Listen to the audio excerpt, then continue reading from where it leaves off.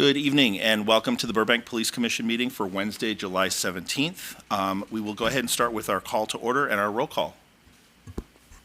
Commissioner Chapman? Here. Chair Coombs? Here. Commissioner Ellman? Here. Commissioner Feruzin? Absent. Commissioner Hacobian? Present. Commissioner McKenna? Present. Commissioner Wenzel? Present.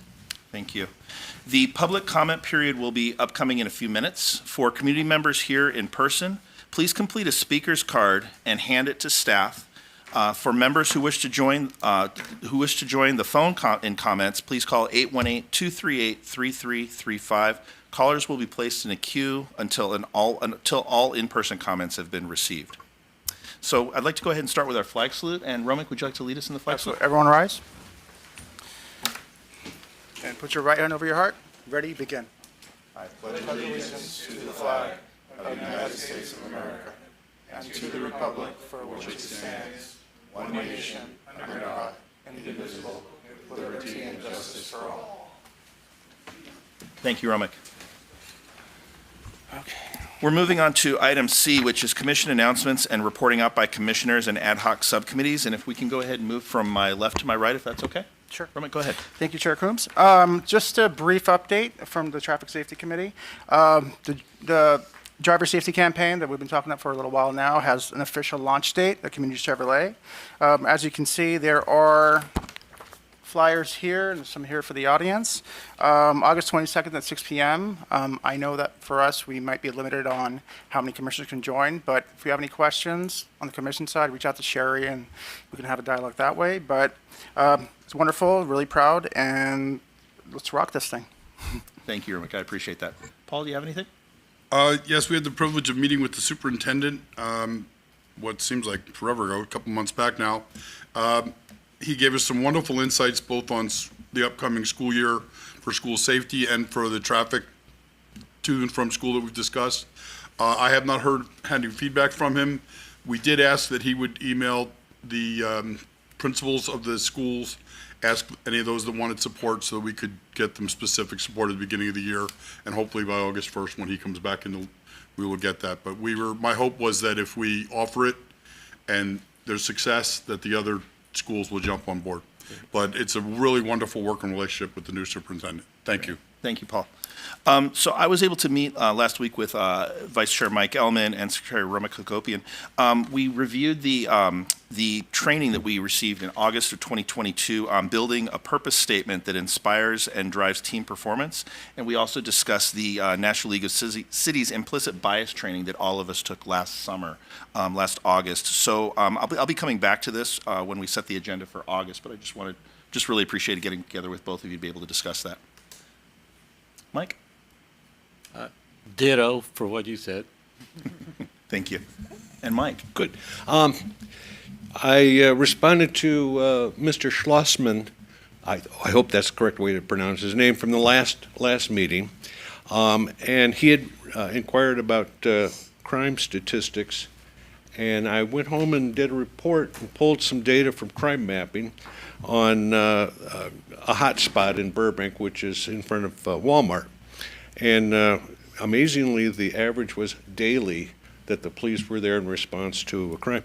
We may want to take a look later at some point at some other hot spots in our community and just kind of get a feel of what's going on.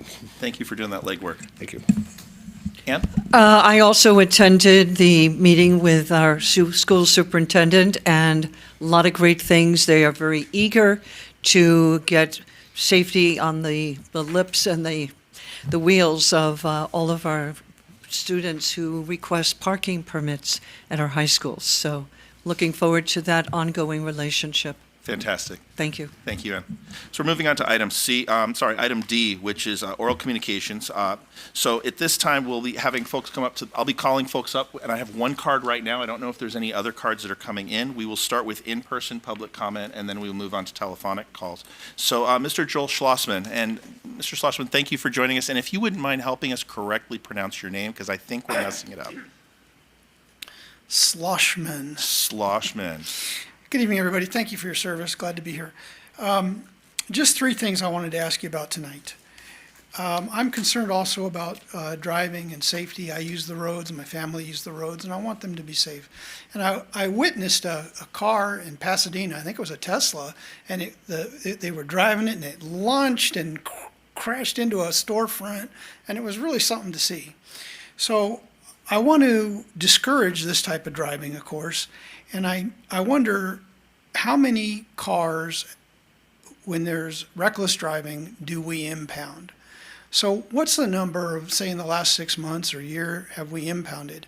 And I am in favor of giving tickets and impounding cars when it reaches the level of recklessness. And I want those cars that are impounded, I guess if there's a mandatory period of time, whatever it is, if you take that car and you put it at the tow yard, nobody sees it. What about taking this car and putting it in a public place that everybody can see? And the kids know that this is a corral and they don't want their cars ending up there. And if money's involved, I'll be first to chip in if you need some money to create a barbed wire fence around this thing. So that's one thing. There was an issue, I guess, last month where the police department grabbed up a guy, and rather than giving him a citation because he was breaking the law, they ran him to another city, North Hollywood, and it was captured on video. And there was a furor about it, and some articles in the local, I don't know if you can call it a paper, but a blog. And I wrote a piece about it, and I asked a bunch of questions, and of course, there's nobody to answer them. But here's the police chief. Now, I want transparency. I want to hear the radio traffic. I want to see the videos, the body cameras. And why would it take a month and a half, Chief, to release this kind of stuff, to correlate it and release it? It begs the question, what is there to hide? I haven't formulated an opinion one way or the other if what was done was right or wrong. It's too early to tell. But I want to have the information to formulate that opinion, and I don't have it with this secrecy that's going on.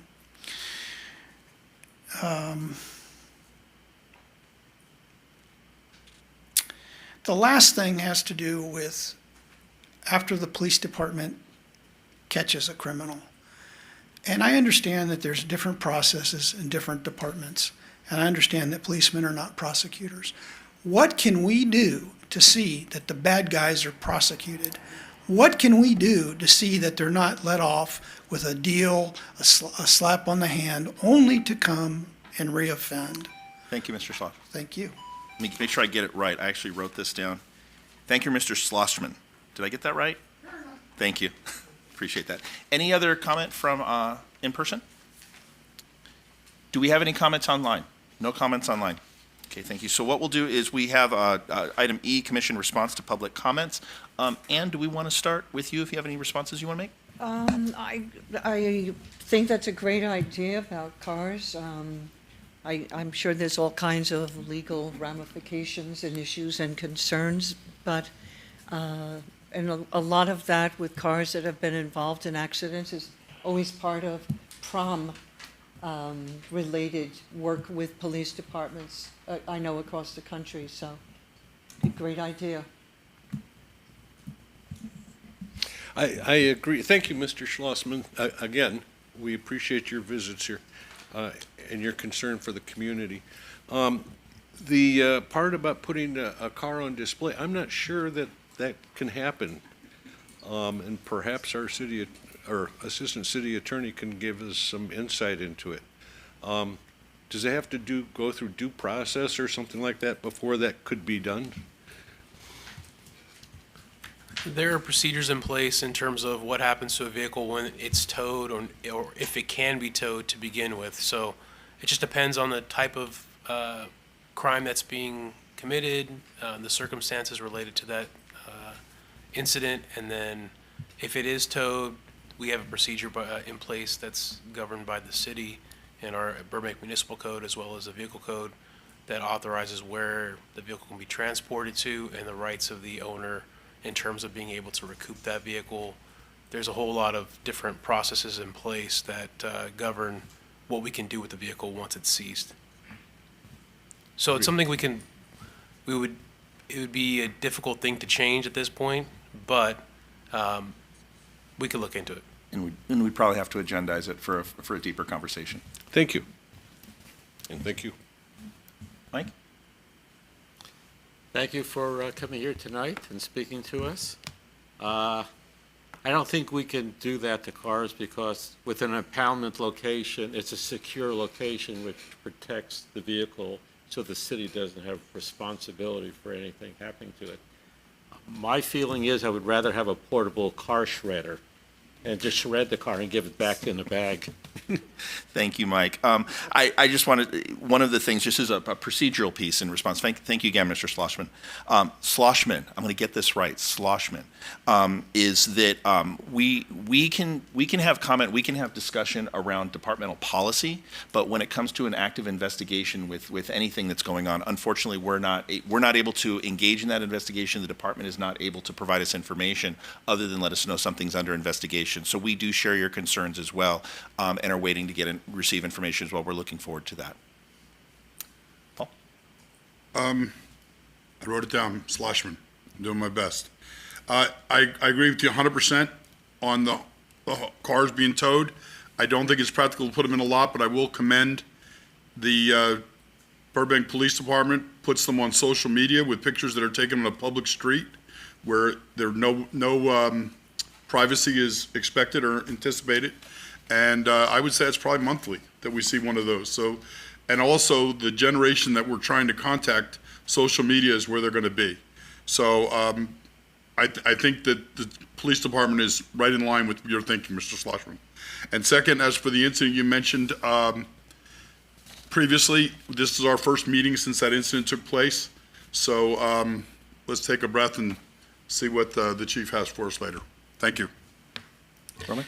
Thank you, Mr. Schlossman, for your comments and, your comments regarding reckless driving as well. That's been a part of our big conversation. That's part of the big launch campaign that we're going to be doing and really focus on education because it's it's always about what can we do going forward. And unfortunately, there's, bad perpetrators out there.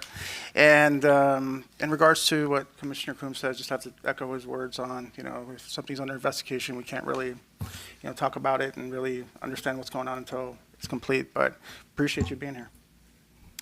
Thank you for that. So we're going to go ahead and move on to item F, which is approval of minutes from May 15th, 2024. So we're looking for a motion and a second to approve. I have a motion from Mike Chapman. I have a second from Paul McKenna. All those in favor of approving the minute? So I've got a motion and a second to approve the minutes. Romick, did you have a question? No. Okay, so all those in favor of approving the minutes from May 15th? Show of hands or aye? There we go. Any opposition? No abstentions? The minutes pass. Thank you, Sherry, for putting that together. So we're moving on to item G, which is items of business. The first item is a brief follow-up response and discussion, if applicable, to a question regarding the funding for acquisition and maintenance of the police fleet. And we have with us Police Administrator Viviana Garzon. Ms. Garzon, welcome. Good to see you. Thank you. Good evening, Chair Coombs, Vice Chair Jacobian, and Commissioners. Viviana Garzon, Police Administrator. I am here today to provide a brief response to Commissioner Chapman's question regarding the funding for our police fleet. I'm going to keep this brief because I know Lieutenant Fromer has a presentation after me, and his is much more exciting than mine. So the funding, if you can please pull up the PowerPoint presentation. Thank you. The funding for our police fleet comes out of Fund 532, which is one of the city's 7 internal service funds. Internal service funds are used to accumulate money to ensure the adequate maintenance and replacement of the city's capital goods and or to provide internal services to departments. So 2 examples of these would be insurance and equipment replacement. Required funds are collected annually by each managing department through a non-discretionary line item in the city's budget. You can see the internal service funds listed on this slide along with the department that manages each fund. So very briefly, and just as a reminder, PD does not manage any of these funds. So Fund 530 and 531 are used to finance and account for the city's workers' compensation, general liability, and property insurance programs. Fund 533 is used to account for the acquisition, maintenance, and replacement of office equipment. Fund 534 provides for the maintenance and replacement of all the city's general infrastructure. Fund 535 is used to account for the maintenance and replacement of the city's communication equipment, and this would be our telephones and our radios. Fund 537 is used to account for the acquisition, maintenance, and replacement of technology infrastructure, including computer equipment, hardware, and software. So specific to Fund 532. This is the Vehicle Equipment Replacement Fund, and this is the fund managed by Public Works Department. It is used to account for the operation, maintenance, and replacement of the city's vehicles on a rental fee basis. Annually, rental rates are charged to each department based on the vehicle's cost and useful life. These rental rates are made up of depreciation, operating and maintenance costs, which includes parts and fuel, an inflation factor, which I think someone had a question about inflation at the last meeting, and an overhead factor. Commissioner Chapman, I know this was your question, and you also mentioned at the last meeting that you lived in a condo and the HOA collected funds over the years to set aside money for the replacement, to be prepared to replace the building's elevator when it was time. So you collect a little bit of money over time. When it's due to replace, that money is already in a fund, and it's easier to save a little bit each year than ask for the money, for the complete money one time. So this is a great example of how these funds are collected. We collect money over the years to be prepared to purchase a new vehicle at its end of life. The vehicles are on a replacement schedule, and this is something that Lieutenant Stoll mentioned during his presentation, and often the replacement is deferred due to the good condition of our vehicles. For example, in fiscal year 23-24, Public Works was able to defer 94 vehicles from replacement. So this saved the city about $3.9 million. In the adopted budget in Fund 532 for fiscal year 24, that adopted budget was $19.6 million. $7.5 million will be used for the purchase of 104 replacement vehicles. The good news is that half of these vehicles are our police department vehicles, which are scheduled to be replaced in fiscal year 24-25.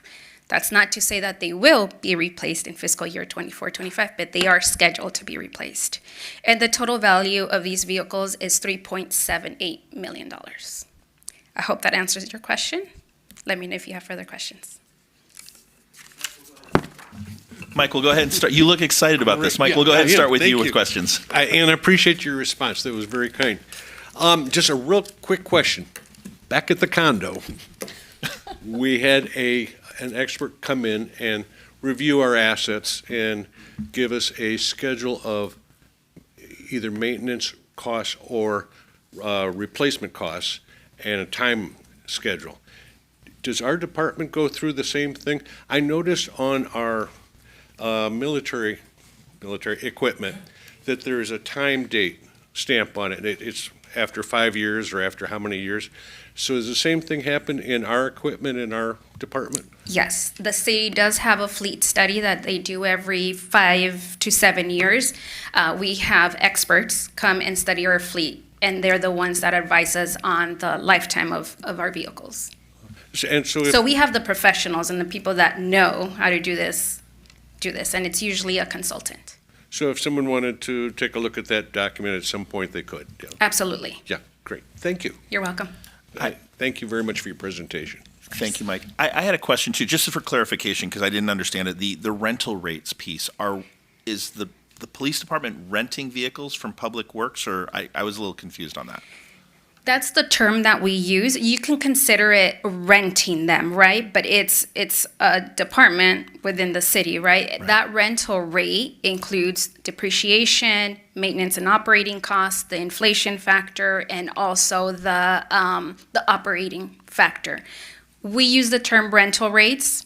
Are we renting it from the city? Well, it's a city asset, so we're really not renting it, but that's the term that we use. It's the easiest to explain, and even some of this is not very easy to understand, but that's the term that we use. Thank you. And then that rate is what's used to put funds into this particular fund from the police department Correct. to Yes. prepare for future. Got it. Yes. Thank you so much. Thank you. You're very welcome. Any other questions, Paul? 2 months ago, the presentation the lieutenant gave was very detailed, including the fact that the budgeted price for many of these vehicles was at the cost at the time. And then as they're deferred, the cost goes up. Has the city council or has the city budget been able to augment the original? I mean, I believe the number was $40,000 originally. That's not, with all the equipment, that's not the appropriate number now. So does that take away from the number of vehicles that'll be in the fleet, or has that number been increased so that the vehicle number remains the same? So the Public Works Department and the Finance Services Department takes into consideration an inflation cost. So for last year, the inflation cost was 5%, and this is based on the CPI, Consumer Price Index. So we take that 5% into the consideration of the next year's rental rates. Does that answer your question? As best as it's going to be. Thank Okay. you. Okay. Thank you. Any other questions? Mike, go ahead. You used the term vehicles are scheduled to be replaced. Yes. What is the criteria to determine that the vehicle is worn out and it's time for it to be replaced? That is a very good question, and I don't have that answer. That would be more of a Public Works answer. They're the pros, but the chief might know. On a way in, it's going to be age and mileage. And then also availability to acquire new vehicles. The setback for us was COVID. Not only this organization, but other organizations as far as the production of vehicles. So we're still in arrears, and by the end of this year, we should be current. So we have aged vehicles with high mileage. Just out of curiosity, what happens to vehicles which are being replaced? I know off of the 110 freeway that the CHP sells used vehicles. What do we do with our used vehicles? I want to say we sell them. We And then- try to sell them. Yeah, and well, would that? No. That takes us outside of kind of what she was reporting out on and everything. So I kind of want to make sure that we stay in the constraints of this agenda item. Paul, did you have another question? No, I'm good. Thank Okay. you. Any other questions for folks? Ms. Garzon, thank you so much. You're very Appreciate welcome. this. Thank you. So we're moving on to item G2, which is presentation, discussion, and recommendations, if applicable, on bike and pedestrian safety and parking enforcement efforts surrounding the start of the school year. This is presentations coming from Lieutenant John Frommer. Lieutenant Frommer, welcome. Welcome back. Thank you.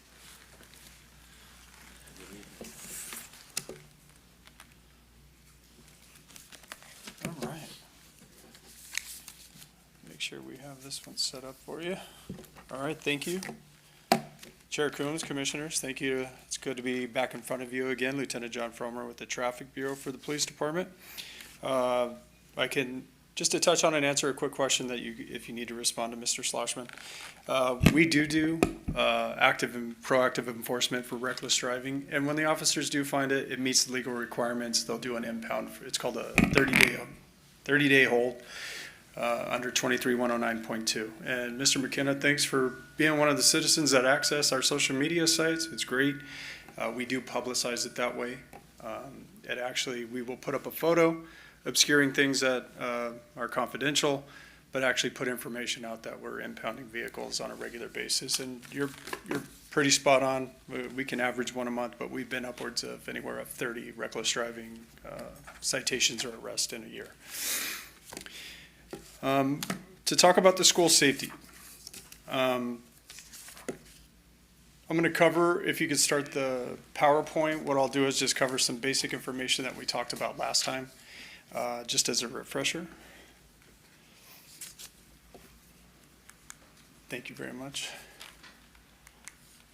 We'll skip this. So for this year, school instruction, the first day of the instruction calendar is on Monday, August 12th, which is rapidly approaching. They obviously have their two big recesses of winter and spring, and then the last day of school will be Thursday, May 22nd. Refresher on the schools: 11 elementary schools, 3 middle schools, our 3 high schools, and then not to forget about our alternative school locations, as well as this is a very short list of the private schools in the city of Burbank. But if you were to Google private schools in the city of Burbank, I think you might be as surprised as I was at how many locations there are.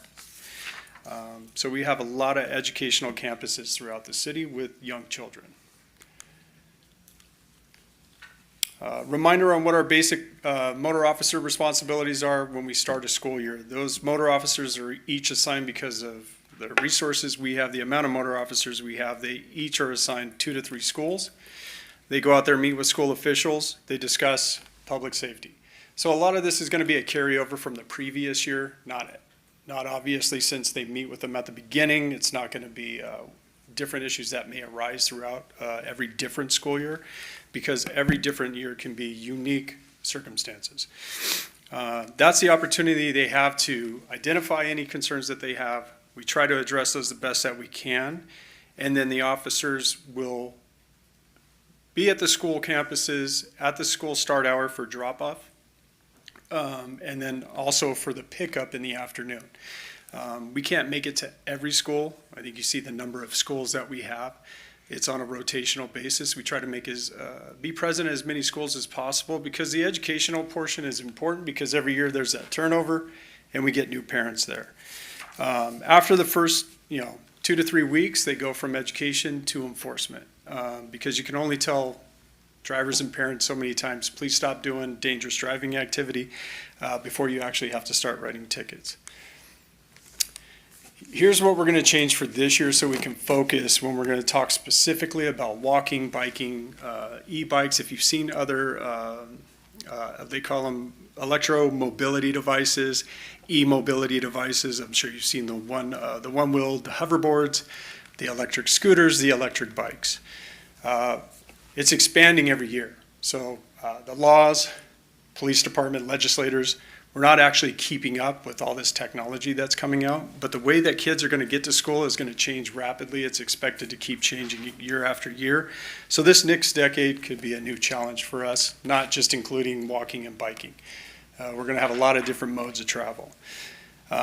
So what we want to change this year, it's great to hear, first of all, Commissioner Hakobian, thank you very much for your driver safety campaign that you initiated and the commissioners are all supportive and participating with. I think this is going to pay a lot of dividends.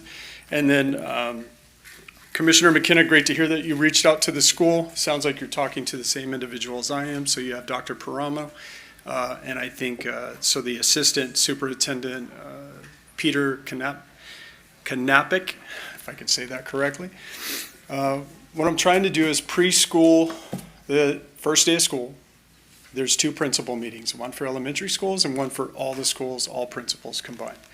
I've asked for a portion of their time during those meetings so that we can have some honest discussions about traffic safety. I'll just go through some of the points. We want to review the current drop-off and pickup procedures. Survey the parents. This is going to be the biggest issue, is a survey from the school of the parents on how the mode of travel for the kids, or if they travel together in a car. We want to identify the different modes of travel and the directions they're coming from to reach the school campuses. We're going to do our best to identify ways to separate those modes of travel to basically deconfliction. Cars, we don't want them in contact with bicyclists, walkers, skateboarders, or people riding scooters. One thing that I've noticed that our schools don't have is a circulation map. You can Google online and find a lot of schools actually have a circulation map for each campus. BUSD has a structure and order that they relay to the parents on whatever direction they're coming from. Here's the valet zone, here's the no parking zones, here's the bus zone. But I think this would really improve information education to the community, to the parents, and to the students about the best way to get to the school and try to avoid those conflicts I'm talking about. After that is obviously create a communications plan. What's the best way to get this out? We all know the several different media platforms that we can utilize. We have the infamous Mr. Stephen Turner, who is our PIO, but we have several city PIO offices. We also could utilize the services, I believe the police commission, you have your own platforms now. But it's basically getting this information out between us, the school, and all the stakeholders. This is going to be obviously reinforced with education enforcement from the police department. That's a leg that we have to be a part of, because without constant reinforced education on what we expect and what we would like, and then also enforcement behind it if parents and the students are not abiding by the rules. I won't go through the messaging options, but there's several different options that are available. This is going to be a very basic directional map, okay? My goal is to work with either the city or the school with a graphic designer to come up with very thoughtful and well laid out circulation maps. Give you an understanding of the next map here is a little more detailed about parking zones, bus zones, and the valet zone. What's missing from here is the circulation arrows on where you expect the different modes of travel to enter the school. So what we're going to do is, this is going to be real important as well when we look at circulation maps, is a complete review of the valet drop-off zones. Drop-off and pickup. So right now, I think they're too small. This is helping create congestion on the different streets that surround the school. If you look at the white painted areas, the signed areas that basically say no parking from this time to this time, you'll notice most of them have 3 time frames. What doesn't match right now is the schools after COVID have changed their bell schedules. I hear this year, I'll find out shortly during the meetings, I hear they're going to change their bell schedule again for this school year. So what's not matching up is the no parking signage for the times where there is going to be a valet zone and when there's going to be drop off and pickup. Just to reiterate, 3 times a day, morning drop off, then you have your kindergarten classes, your early bird and late bird, so you got 2 different time frames there. And then in the afternoon, when it's departure from school and you're having pickup by the parents. What we want to do is identify those improvements, if we can make them longer, to assist with getting more cars into the valet zone and out of them quickly to reduce that congestion. We want to improve the signage and we want to make sure the times are accurate to the bell schedule. We want to identify the most efficient streets. Some of the schools and some of the residents are having conflict right now because they don't appreciate all the congestion on certain streets around the school. Everybody has an opinion. No surprise, most of the residents say, why don't you pick a different street other than mine? That's not always going to happen, but more than happy to get all the stakeholders involved to identify that. We're going to complete necessary changes. This is going to be a review with the traffic engineer and public works on implementing the design changes and working with the school. And then the introduction of the circulation maps with those valet zones. I covered this last time with you, but this is just for the orderly movement of traffic. Right now, we have a constant problem with the cars stopping in the valet zone. It's really what causes all the congestion. Parents who want to walk their kids to school are parking in a valet zone. They'll be gone for 5+ minutes.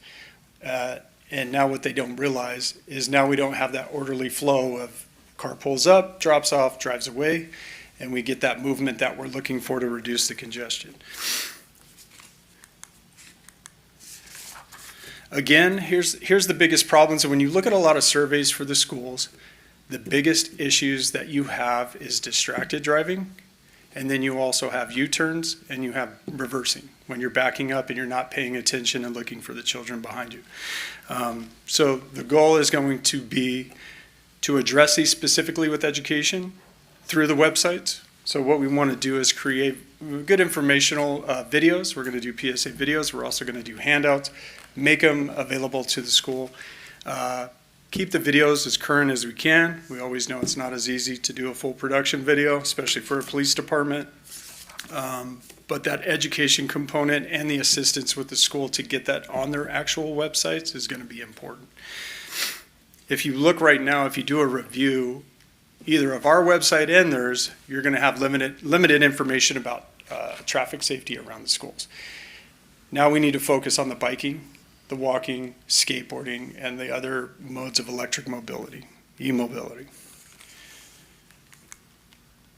Just to reiterate what our plan for this year is going to be, this should start, we actually have the 2 principal meetings, one at the end of the month and one at the very beginning of August. It's going to work with all the stakeholders to identify all the traffic safety issues at the individual unique school campuses, improve the valet programs, and create those circulation maps for all modes of travel, communicate the plan and reach out to all the parents and the students, the actual implementation of all of these changes, and then the reinforcement of desired behavior versus problematic behavior. that's going to be that educational component that we really need to work on with the schools. We're going to increase those videos, as I just discussed. Now, the biggest issue is going to be how do we work this out with the schools? Do we need to create a task force or a school safety committee that involves the right people to do an actual evaluation and assessment of are what we doing working and how do we improve it? But then what are the interval updates to make adjustments? I don't think it's helpful to do this on an annual basis because, as I mentioned, things change from year to year. Sometimes, depending on the parents with the kids at the school, they could be there for several years. So that first year, they're educated on what to do and not to do. Things get some of the problematic behavior is reduced or lessened the following year or even 2 years later. But then now we have new parents coming with new children new to the school campus, and it's like Groundhog Day. We start to relive the same problems that we thought we had fixed a couple years prior. So this is going to have to be very consistent with real interval meetings to discuss changes. And then that incremental change will have lasting impacts. Just the last thing to touch on before I take questions is I have to plug this for the chief. It's a fantastic thing with our traffic safety education program in the high schools. The motor officers took on the education of this last year. The feedback was it was very beneficial actually having a traffic safety officer who's very familiar with traffic issues and how to address them. It was very beneficial to the students and to the teachers who were able to sit through the program. Again, that reaches about just over 1,300 ninth grade students. Lieutenant Green and our COPS Bureau is working with them to try to expand this program. However, I know we're making some ground with the school resource officer positions because school safety is not just traffic. There's a lot of other aspects to this. But the goal is going to be to have that presence in even the younger age elementary schools, to have police officers make that relationship, but also talk about safety. So we'd like to continue to expand on that program. And then with that, I'll take any questions. Lieutenant Firmer, thank you. I'm going to go ahead and let Paul start, since I think Paul had asked for this agenda item, so I appreciate that. Well, one of the things we discussed last year was that past COVID, all of LA had stopped, and I believe 9 of our 18 principals had changed. Yes. Do we know how many principals have changed coming into this new year? I know at least one's coming from outside the school district. I won't have that until I have the meeting with them, but there was a disconnect last year for sure because there was a big turnover ratio in actual principals, which created a little bit of a disconnect between my motors who were very familiar with those principals and the issues, and they had that direct communication because they had each other's phone lines. We have to create that again.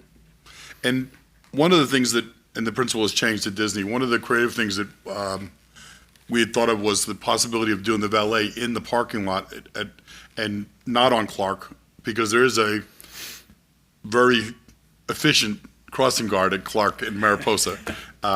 Very visible, very, and I mean, I just thought that it would maintain the flow there a little better, but again, something I didn't want lost in the transition. But thank you, because as you said, it's I've done the majority of my ride-alongs at 8 o'clock in the morning with the motors who get upset because they have to get in a vehicle to take me instead of their motorcycles. But I see the frustration. I see the parents who all but ignore them. And it's just, it's not like you're enforcing crime, you're enforcing safety. Right. And people don't realize that's what's coming from the heart. Thank you. Paul, thank you. Ann, did you want, I don't know if you wanted to chime in, because you were also involved in some of these discussions. I think everything you said is great. First step, second step, one-on-one, getting into the principals. I think that all of the schools have built-in resource with the parent-teacher PTAs, perhaps encouraging them to appoint 1 or 2 people. I'm not going to tell you how to do it, but I think everything, the groundwork is there, and I think far more important is the enthusiasm and our enthusiasm, and any area I can help.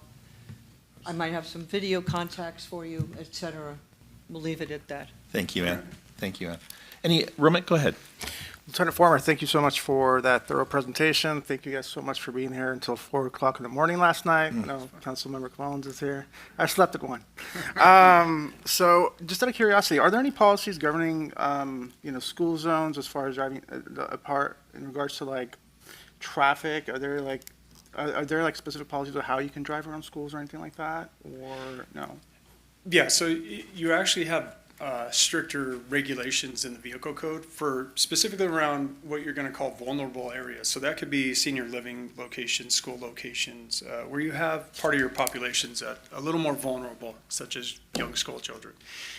So you get the ability, especially at the local level, which came to fruition in the last couple of years for our council to have better control over speed limits, being able to reduce speed limits or keep them reduced versus, the survey that we used to do with the 85th percentile. So those sections, we have the ability as our local government has the ability to do some stricter controls.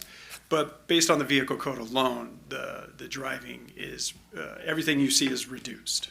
Gotcha. Okay, well, appreciate that, and thank you so much for that. And the last thing I just want to say, just a comment, just thank you so much for all your support on the driver safety campaign. My colleagues, without Lieutenant Former, this would not be possible, so thank you. Mike, go ahead. Mike Ellman.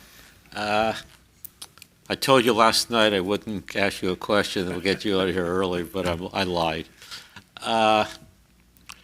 Could you discuss the role of parking control with the opening of schools? The problem from last year that I saw was not in the morning, but in the afternoon, that the parents parking in the red zones to wait for their children. And I would like to know what the role of parking control is. Great question. It's very instrumental. It's crucial to make this work. Part of the issue was, if you know what happened last year, we started the pilot program where we went to last parking. We've expanded that program. We're continuing to expand that program. So this year, we'll have the resources as far as the number of parking enforcement representatives, we call them, PERs. We will have enough of them to where now we can deploy them to the schools. Before, we were so limited in the amount of personnel because of the pilot program, which was a smart move by the city. You don't want to go all in until you're assured you're going to have a good relationship with that company and they're going to do the job that you're asking them to do.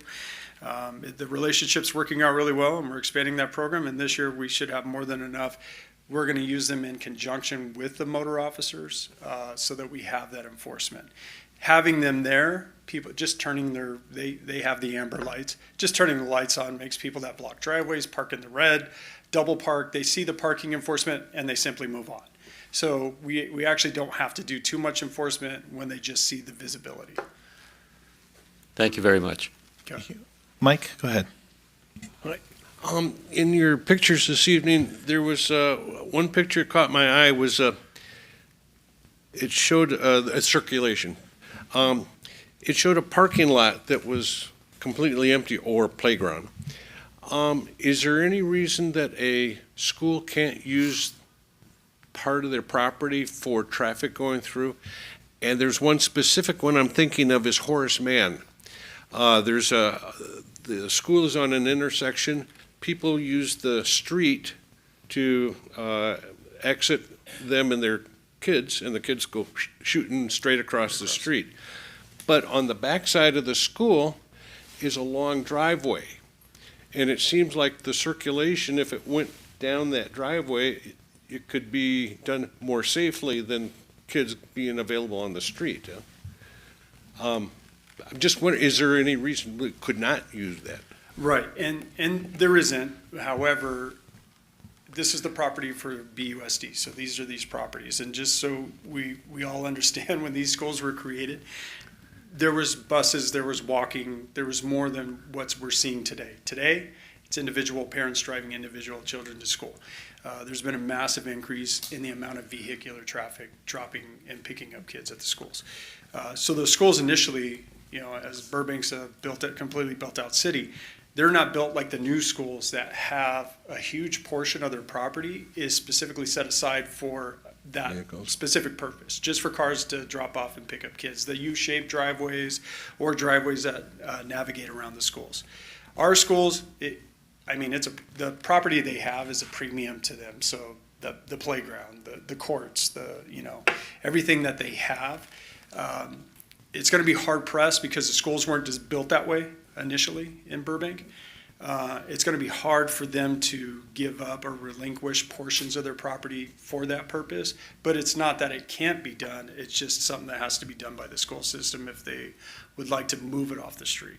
And not every school in Burbank has the land ability to actually do that, but some of the schools definitely do have the ability.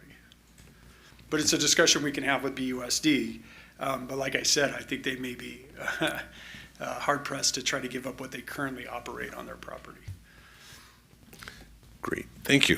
Thank you, Mike. Paul, you had another question? I understand what you're saying about that, but in just an example, I know it's a private school, but for instance, St. Finbar, only in the morning for the drop-off, which is when everybody's there at the same time. And second, what I said before about safety, and like I said, my observation of the officers was legitimate concern for the safety of especially of the children. When there's an unmanned vehicle in a red zone, Yes. I'm sorry, I think the officers are too nice. I think they need tickets. I don't think it'll happen more than once if they're ticketed. Yes. Lieutenant Firmer, thank you for being here. I want to get you out of here. I do have a couple of quick questions that I want to run by you. First up, the pre-meetings that you're going to have with the school district, would it be useful or helpful to have a commissioner or two just standing by? Because I think that would demonstrate that the public we're representing the public in this. And I'm wondering if that would be helpful to have a commissioner or two just standing by that you could just use as a prop, use as a reference. We don't need to speak or anything like that. I was wondering if you feel that might be beneficial to driving the point home that you're trying to make. Yeah, absolutely. I think it would. And like I said, when I mentioned, I wasn't aware that Commissioner McKenna you were already reaching out to the same people I was Great. for a very similar purpose. So absolutely. I'd like to bring all my friends, but I'll talk to the school and see if Yeah. they'll let us do that. And I don't see it being a problem. Dr. Paramo, I haven't spoken to him directly, but I spoke to Peter Kanapke. I'm sure he'd be more than willing to let this, we can collaborate. Fantastic. I appreciate that. Second one is, would it be useful for the commissioners to be out as first day observers? So we can take in, not all in one location, obviously. I just want to make sure it's not creating a nuisance or a safety hazard, but if we were just able to be out there to observe, I'm wondering if that might be useful for us to see what's going on Like I said, the firsthand. biggest difficulty with that is that they're off their motors and they're in an SUV type vehicle. Yeah, no, to If we're doing clarify, no, this isn't a ride along. This would be our just hanging out Okay, at the side of the school, at individual school. just kind of observing what's going on. Yeah, It's a different way, yes. Yeah. yeah. So For observation purposes. So we may want to consider that. Third question, real quickly. We started to get into it a little bit. You'd mentioned how the signage needs to change for the hours. Whose responsibility is it to do that? Obviously, it's not the police departments. You'd mentioned traffic engineers and public works, and I was also wondering whether the Transportation Commission has to be involved in that. Okay. I'm not dealing with them directly, but I know that Public Works and CDD has taken over a large portion of the parking regarding signage, and they're putting the signage up for the regulations.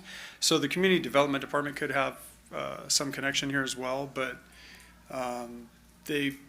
we could work with that. But Okay. it's got to be the communication that I'm looking for. It's trying to set up like maybe this school safety committee or something along those lines with the right personnel between BUSD and city personnel to make sure that stuff's happening. Fantastic. And the last thing is, this is just for the commissioners, that we may want to consider using the department's website to take a look at we could track this year over year in terms of looking at tickets, violations, citations that are made. So we can actually come to the table with some information about that as well to help out, to take a look to see if any of the recommendations or any of the changes that are being implemented, if it's having any kind of an effect.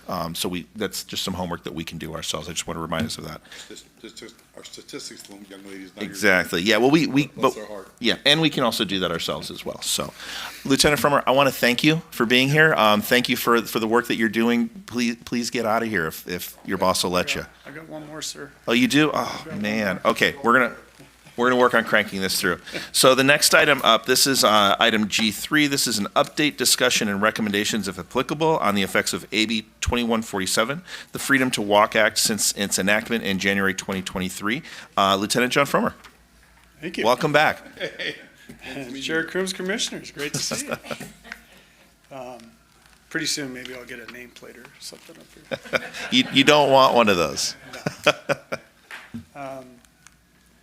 No need for the introduction, so we'll go right into, actually, it's not showing up back here. Can you do the one from, I think you put it on the desktop and not out of the folder? Yeah, we had to fix the formatting. Maybe it didn't fix.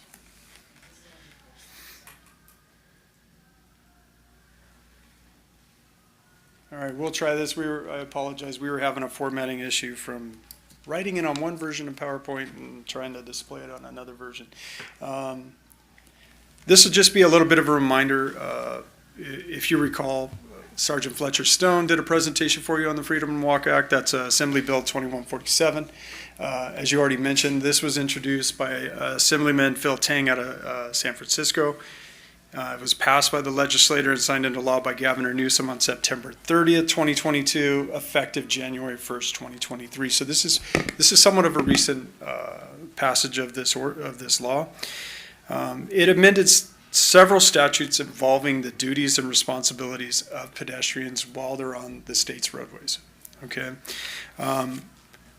I'll get into that, but several of the it's several sections that had a type of control that we had as law enforcement. The laws were originally put on the books to do some type of control for us, that if we saw dangerous behavior, either from vehicles or pedestrians, we try to avoid those conflicts by, we could give us education or a citation. This removed our ability to give a citation unless a pedestrian did something that a normal person would have an understanding that if I step off a roadway right now in front of a moving car, I'll probably get hit by the car. So if a collision was imminent, whatever they did was that close to a collision, we could issue a citation. However, I don't think the legislation saw this as a byproduct, but the byproduct has been a lot of the citations that we've issued for that very purpose, where a collision almost occurred, we go to court and the judges are dismissing the citations. So even though we still had that carve out, if a collision almost occurred, a citation was appropriate, we still need that backing and support of prosecution. Because now we're creating an atmosphere where pedestrians can pretty much get away with quite a bit of what we call dangerous or problematic behavior on the roadways without any consequences, which we don't want. Because we do have to have some type of control measure to make sure this bad behavior isn't occurring so that we don't have serious injury collisions. As I just mentioned, the limitations for law enforcement were basically we have to witness a collision almost occur, we could give a citation. All right. However, pedestrians were not relieved of the duty from using due care for their own safety. So it doesn't mean they can just put blinders on, not pay attention, and walk out into any roadway. They have to use due care for their own safety. And unfortunately for the drivers, when a pedestrian does step into a roadway suddenly, it doesn't relieve them of the duty of exercising due care for the safety of every pedestrian in a roadway. So as a driver, we have to be really cautious, especially with what we've seen, what we've witnessed, is people crossing roadways pretty much anywhere they feel like now. Unfortunately, with pedestrian controls, we're used to have to wait for the walk signal. Now, if there's no cars coming, they have a red hand that says don't walk, they're still crossing the roadway against the red hand. And there's no consequence for that, because we cannot give a citation for that unless a collision almost occurs. This is basically there's a lot of potential confusion from this that came out. The media reported this as jaywalking will no longer be a crime. That's not true. They didn't repeal these sections from the vehicle code. They're still on the books. All it did was basically put limitations on law enforcement on when we can enforce it. But it didn't remove those control measures that pedestrians are supposed to have for their own safety, their own conduct in a roadway. Get into some statistics for you. Sorry that we're missing one of our commissioners who would probably enjoy this section. I'll give you a basic understanding. What I tried to do is 2020 was an anomaly because of COVID. It really drastically changed our statistics, okay? So we had a bit of a baseline that we could see repetitive patterns, okay? See areas we need improvement on, see where we're falling short. But COVID changed everything because everybody was staying at home. All right. So if you see that drastic decrease or reduction in pedestrian collisions in 2020, we were averaging from 27. I did 3 years before and 3 years after to keep this consistent. Okay, because that's what I have. I actually gave you 5 years prior to COVID to kind of show you the pattern. Okay, the numbers that we were seeing. Lowest of 53, highest of 74. The average from 2017 to 2019 was 64 pedestrian collisions a year. Okay, after COVID, from 2021 to 2023, the average was 67. You saw a slight increase in the average, okay? However, we need to understand that the Freedom to Walk Act, the Assembly Bill, was not enacted till January 1st, 2023. So what we don't have is a great sample size to kind of get an understanding yet of how things have changed for pedestrians, okay? I'll get into some more of the statistics and we can see for ourselves. But if you look at 2024, we've already had 38. Now, this is from January 1 to June 30th of 2024. We've already had 38 pedestrian collisions. If we were to double that number, just to give a reasonable estimate, we're going to have 76 pedestrian collisions. Higher than last year, but lower than 2022. Okay? And if you look at the 5 years prior, that's not outside of the range of what we were seeing before COVID.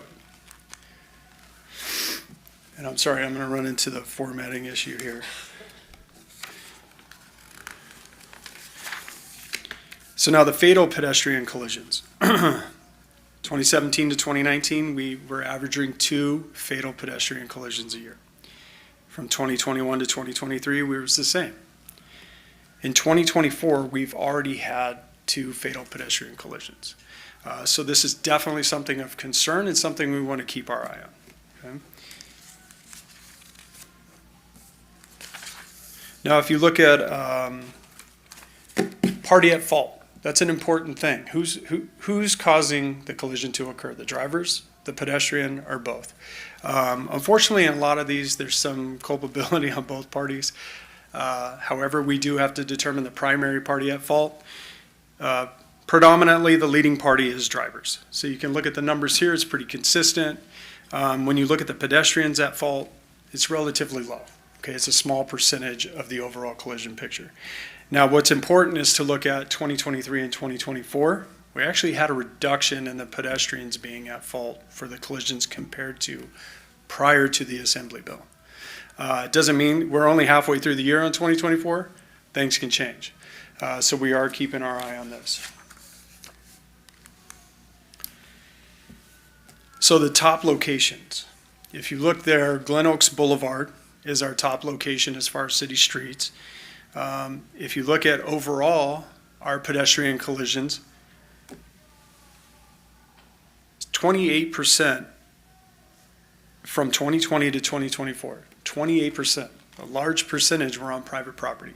Unfortunately for us, our motor officers, our patrol officers, we don't do enforcement on private property, retail establishment parking lots.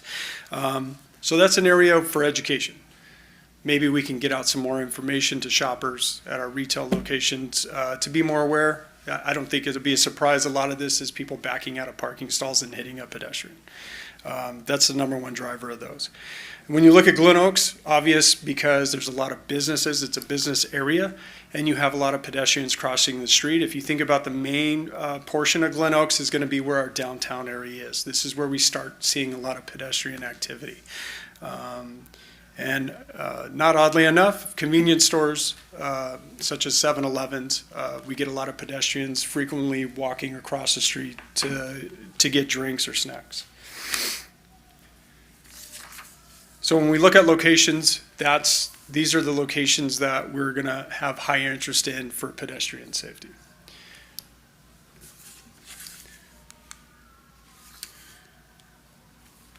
If you look at gender, not going to be a big difference between male and female. And if you see there, we had one non-binary. And then if you go through the age groups, it's going to be your typical walking public. If you look at the sections here, 20 years old to 69 years old, that's going to be the largest portion of our pedestrian collisions. But if you want to get into specifics, the 50 to 59-year-old age range, that was our largest percentage, and this is 2020 to 2024 year to date. So that would be our target audience for pedestrian safety, those age ranges. Unfortunately for us, California has one of the highest rates of motor vehicle versus pedestrian accidents. They prefer we don't call them accidents. These are collisions because most of these are preventable and avoidable. We're followed by Florida and Texas, and if you know about the state population sizes, we're number one. So it makes a little more sense that we have higher numbers. Unfortunately, over 1,100 pedestrians are killed on an annual basis. That's an estimate. 2023 estimates. We don't have a finalized version of how many. It's slightly lower than 1,100. Main causes: driver distraction, inattentiveness, speeding, and disregarding crosswalks. Not really paying attention where they should at a crosswalk or an intersection. About 15,000 pedestrians are injured every year in these collisions, and Los Angeles County ranks second in California, only behind San Francisco County for pedestrian fatality rates. So that basically means we have a lot of work to do. We are within LA County. We do have a pretty consistent number of pedestrian collisions, a consistent number of pedestrian fatalities around. We average 2 a year. We can have 0, we can have more. But we have a baseline.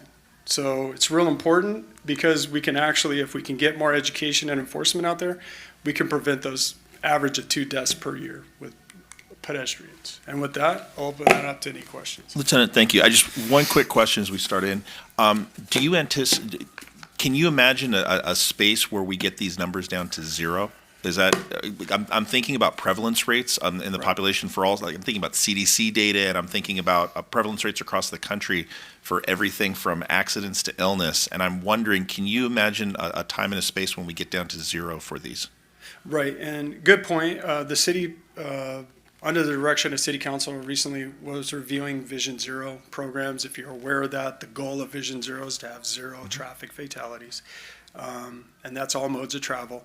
Unfortunately, this is, I've done a presentation for them before on this, where there's one thing we can't control, and that's individual driver, pedestrian, bicyclist. I can't control their behavior. Right. So the city could spend a large amount of money redesigning all of our arterial roadways, all of our major intersections.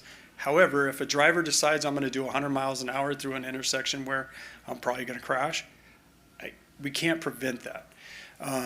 The main thing is the education enforcement, but even still, we can never say we're going to have 0, but that is the goal. Thank you. I think it's worth the effort to try, but I also want to make sure that we're realistic about this moving forward. Right. Questions that folks have? Paul, or I think Mary had her hand up first. Ann, go ahead. It was a tie, but thank you. When you mentioned, I have 2 questions actually. When you mentioned Glen Oaks, the first thing I thought of was a lot of the senior housing, the apartments that are up there, and walking to the library and walking over to the grocery store. And then I thought, well, education, changes in the Freedom to Walk Act, how to let people know, because I don't think a lot of folks really know about the Freedom to Walk Act and its impact on their walking in our community. So one would be education. Second, do we have any understanding of any impact of the Freedom to Walk Act changes in the number of pedestrian collisions? Is there a misunderstanding of the law? Are people stepping off too early? That's my one big question. Yeah, and that's the problem right now. I don't have a large enough sample size. And just so you know, it's a big undertaking to get the whole state or the whole nation to get the collision statistics. So they're usually 2 years behind. So if you look at the California Office of Traffic Safety, the National Highway Traffic Safety Administration, it's the Safety Administration. If you look at those numbers, they're going to give you hard data up to 2022. I don't have hard data or complete data for 2023 and definitely not for 2024. So right now, because that law was enacted on January 1st, it's really hard to try to do a real analysis. And we do rely heavily on some of these federal programs like NHTSA to do a real in-depth study with experts to really tell us, was there a drastic change or not? One of the issues with NHTSA is going to be this is kind of unique to California right now. As far as that change just happened for us. Other states, you can go to New York and nobody's going to give you a ticket for crossing the street. But we saw a real change. I could tell you right now, when you may think that not everybody was aware of it. I saw a real change because our pedestrians knew Well, if you don't follow the ped signal, you don't follow the rules, you're probably going to get a ticket. We saw a real change once that law came out. People just started crossing the street anywhere and everywhere against ped signals. So it's more dangerous behavior, but I can't say we have a result yet, definitely analysis that I can say it's had a change. I guess I'm also not sure how many drivers are saying to themselves, gee, there's that new law, I better be more careful. Right. And so that's the twofold education that, I think of. Absolutely, and I just see the problem mainly because one of our biggest things is trying to get people to simply slow down. Yeah. Everybody's in a hurry. And unfortunately, they say one of the studies was when we used to have manual stick shift cars, both hands were occupied. Now, with most of the cars sold are automatics, and people are typically, you can drive down the street and you see it all the time. Yeah. Typically somebody's looking down and they're not looking down at anything but their phone. So there's a lot of distracted driving. So we need to be more careful now that pedestrians can pretty much walk where they want, when they want. And unless I think it's close enough to cause a collision, I can't do anything about it. Thank you, I appreciate that. Yeah. And thank you, Paul, and then Mike. Well, I remember a morning talk show host talking for 40 minutes about getting a ticket on San Fernando because they crossed over to Noah's Bagels and got a jaywalking ticket. So yes, it was well known, and you don't do that in Burbank. The new statistics, though, they don't seem very drastically impacted by the law. I know the officers I've spoken to said that it's pointless to give a ticket because it gets thrown out. But do you feel that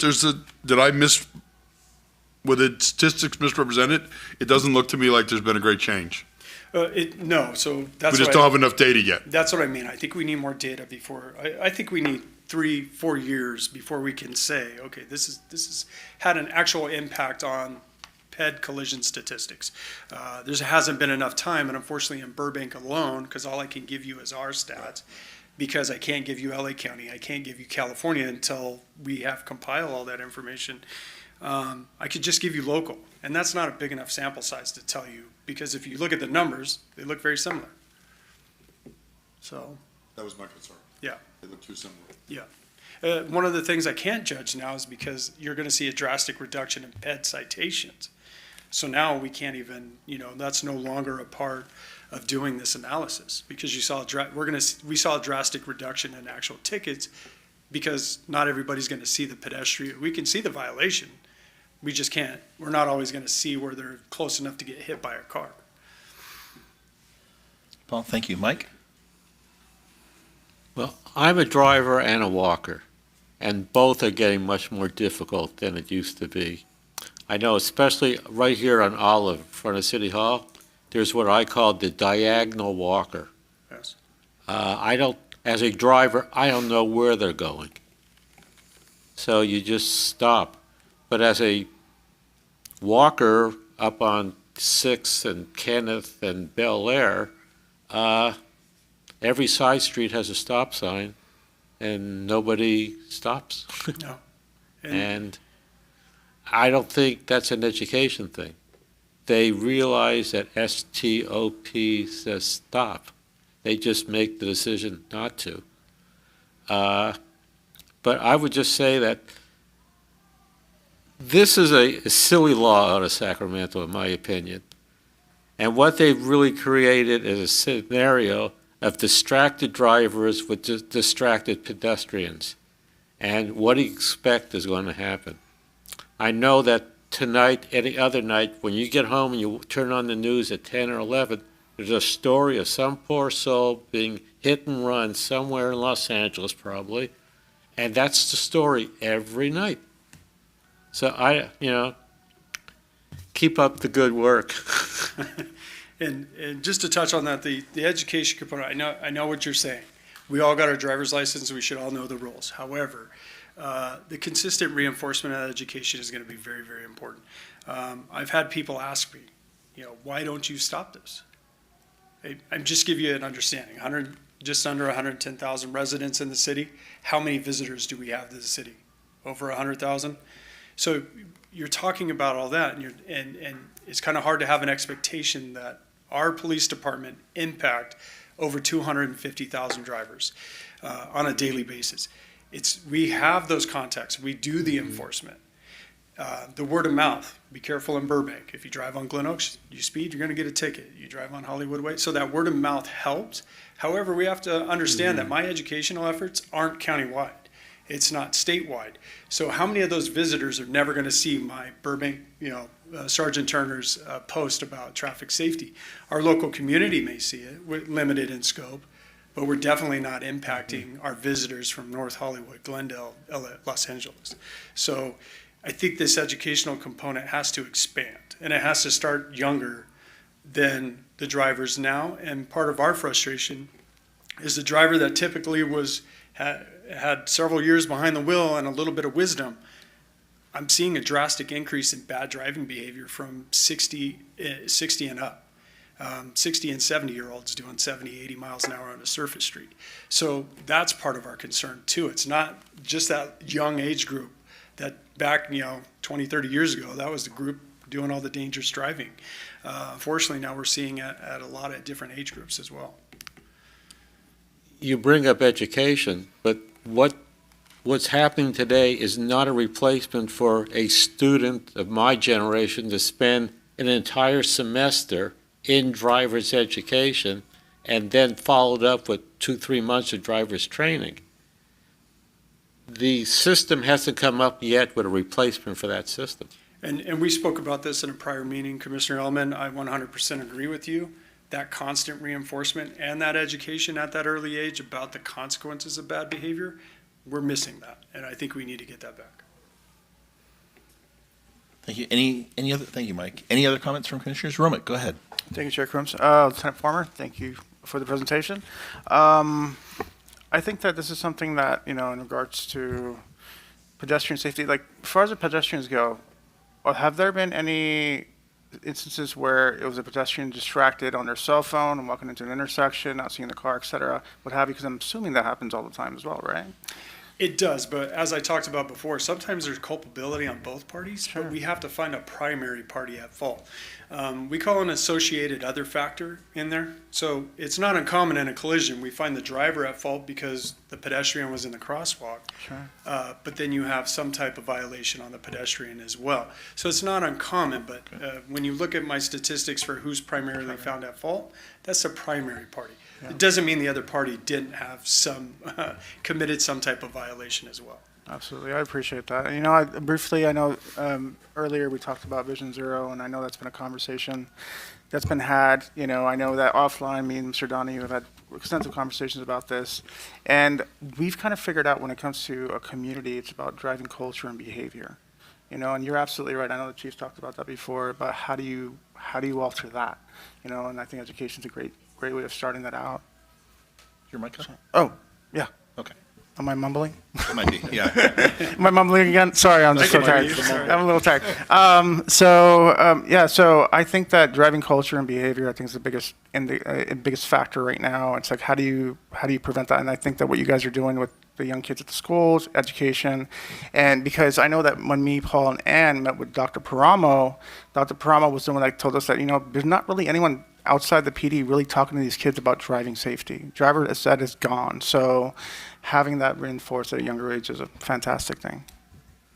Yeah. I apologize for last but not least, and I agree with you 100%, especially when I used to come home from school at 10 o'clock at night on Buena Vista. It was like an accordion, watching the phones go down as the lights turn green. Has the advent of new technologies, like my wife just got a new car, so it's all on the dashboard now, which really isn't that much different because I'm like this trying to figure it out, or even like backup cameras. Has that helped at all, or has they just become additional toys to play with? It's become more things to distract you from the roadway. We want hands on the wheel, eyes on the road. Unfortunately, with everything going on these days, I saw a very talented driver driving with his knees on 2 different cell phones while driving. So it's, in this day and age, it's keeping up with that pace of technology. There are ways to control this. Manufacturers, the federal legislature could pass rules for automakers. You have to have speed regulators. You could have various things in there that prevent you from doing this. But as well as I do on your screen when you're on your phone, it goes, hey, shouldn't drive and be on a cell phone while you're driving. And most people just hit the X, delete, and then you just. It's more distracting to me. I can't figure the computer out. But I will say the classic for me, living at the corner of Mariposa and Chandler, is the person on the skateboard with headphones on, reading their phone, and just going right through the intersection. And just thinking for the grace of God. But it seems to be, and having my wife been a first grade teacher, I spoke to it, it seems to be, we were taught to look both ways and be careful. And that seems to be missing. It seems to be like, it's your responsibility to stop for me. And at the risk of saying arrogance, it just, I think as motorists, we really have to be on the lookout for the unimaginable. Because when I saw that, I just thought to myself, how do you survive? Yeah, and how do you protect yourself? So more and more people are getting dash cameras and everything else for situations like this. But with the rules changing, I think we all see, maybe well-intended on the Freedom to Walk Act, but with everything we have going on with traffic right now, driving behavior from drivers right now, it's just a dangerous mix. Things might come around. I think it'll be another year or two before we see the results of this, but I think we'll see things swing back eventually if we start seeing that rise. For LA County, things do not look good. Like I said, we're second in the state of California as far as counties with pet collisions and pet fatalities, and those just continue to rise. So I think we'll see things come back around eventually. Thank you so much. All right, with that, if there's any other questions, Lieutenant Firmer, I want to thank you. Except for a nap, no one should have to go to bed twice in the same day. So let's get you out of here. Thank you for being here with us tonight. I appreciate it. We're going to go ahead and move on to item number 4. This is the discussion and recommendations, if any, of a year-end review of the performance and functioning of the commission for the last fiscal year. This is a commission item for us to discuss here, to take a look at how we've done this past year. We implemented this, I think, was last year the first year that we implemented a self-evaluation? I think it was. So what I wanted to do is I wanted to open it up and and this is, again, just a discussion here. I'd also like to invite council and the chief to chime in if you have any thoughts that you wanted to share. But I wanted to break this into how we're doing inside, like internally for our meeting process, externally what we're doing in the community, and if we can identify any areas of growth that you have. I have a list of things that I want to share, but I'm happy to open it up if any of you would like to jump in first. Ann, you want to go ahead? Okay. And this is your first year, your first full Right. year on the commission. Honestly, I would like to hear more from people. I mean, I talk to my neighbors. I build myself as the crazy lady in the grocery line next door to you who'll really talk to anybody about anything and listen and offer support, help, and advice. But I'd like to hear more from people on their streets, what's happening on their streets, what's bothering them. We tend to hear from the top yellers or the people who are unfortunate victims of crime or something. I want to hear from everybody because all the little ideas make for one great big resolution. That's what I would like, and that's what I would like to work towards. I appreciate that. Other thoughts that folks have, feedback that folks have, and I like the idea that you're going with like the big idea that you want to focus on and something that you'd like to see more of. Yes. Romik, go ahead. Happy to chime in. I know that this past year, I think just, the obvious, the driver safety campaign has been a big thing. Let me move this closer. The driver safety campaign has definitely been something that we've been focused on. Really proud that the commission's been a part of this journey. Definitely seeing the committee work that's being done from, with the data statistics with Layla, with our school safety, and also with the executive committee and working with James. I think those are some things to definitely highlight. I think the engagement's wonderful. And yeah, looking forward to seeing what else we can do. Appreciate that, Ron. Paul, are you back with us? We're doing, this is the self, it's okay, we're working on the self-evaluation and taking input in. I can jump in with a few, and some of those were on my list as well. So one of the things I just really appreciate, we talked about this last year, is that I think we've gotten a whole lot better with managing the agenda. One of the things that we were really struggling with early on, 3 years ago when I'd first started, is how where is our power? Where is our authority? And the use of the agenda, council's been extremely helpful with us to kind of make sure that we stay focused on that. And that is really, in my opinion, that is where our power lies, is because we can control and dictate and drive that conversation with the partnership of the public. And we don't have to rely on outside sources. We don't have to rely on the department to define what it is that we're going to talk about. And I think we've kind of learned that and have really, really embraced that this year. The other thing that I appreciate, speaking of the public, and I see Mr. Donahue here as well, is that we've been seeing regular public participation. I'm not going to say we have groupies, but we do have folks that have been consistent, regular, that have been bringing up significant issues that we want to talk about. So we want to, like Ann, you said, I want to make sure that we lean into that. And it's not just here in this room, but out in the community as well. I really appreciate the hard work that we did a few months ago on cleaning up all of the ad hoc committees and getting that straightened out. That was a big lift. So just like what we did with learning how to manage the agenda, getting better at managing those ad hoc committees, I think will make us more effective going forward. I really appreciate all of the consistent and respectful communication that's going on with staff from the Burbank Police Department. This was an issue previously where we were making a lot of asks of the department, and it was taking up a lot of staff resources, and it was also asking for things that we have access to, that we can get available online, or it might just be something as just a simple question or a conversation that takes place with staff, as opposed to putting any kind of a demand or a request on the department. So I really appreciate that we went there. Again, Romick, you mentioned the safe driving campaign. One of the things that I'm hoping to do for an area of growth this coming year is that all of us can, and I mentioned it earlier, is that all of us can lean a little bit more into self-authorizing to pull data and resources that are available. This is in the form of, I know that Sergeant Turner's been working on updating the website to make it more accessible. So I think that's one area we can lean into. And the other area we can lean into, and I was just having this conversation, I think, with Romick and Mike, about all of the myriad policies of the department and the personnel I think it was the personnel handbook that Romick had specifically mentioned, that we take it upon ourselves to continue to research that, read that, identify areas that we want to focus on and lean into. It's great. The presentations from the department are fantastic. We really appreciate those. I really think we can do more to not just prepare ourselves, but to do our own background and research before we're asking the department to respond to things, that we do our own homework. So that's an area that I'm hoping that we can lean into. I want to open it up. Other thoughts or comments or how we did this past year? Kind of piggybacking on what you're saying, I think one of the things that we did well this year is we got more specific. The individual commissioners did their homework, as you said, and when they asked questions, they weren't generalizations. They were specific. They had a little homework behind them, and in some respects, they might have included an answer and asked for further assistance.